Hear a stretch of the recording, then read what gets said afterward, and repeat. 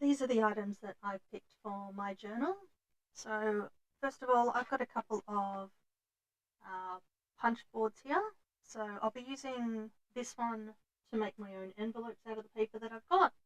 And I like using this one to make journaling cards. I like putting the tabs on them.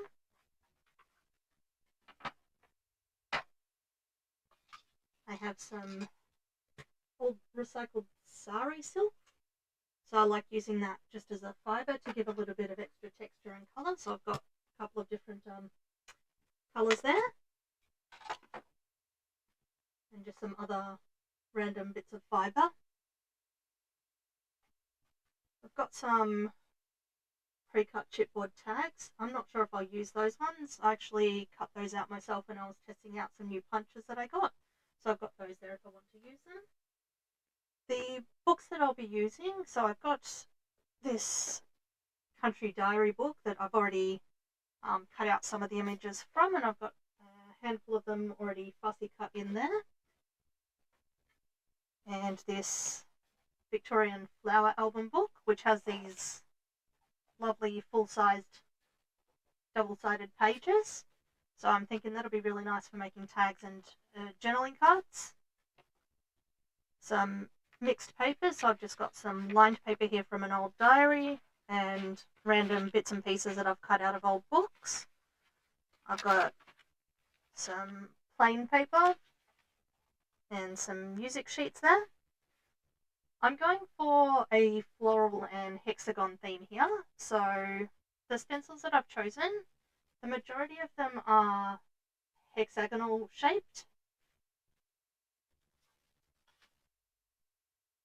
So in a few different sizes there. I've also picked out a couple of lined stencils. I really like these for creating journaling spots in the journal.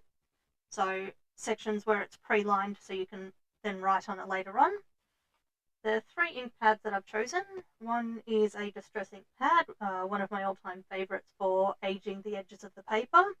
I've gone for a general darkish green colour and a brown.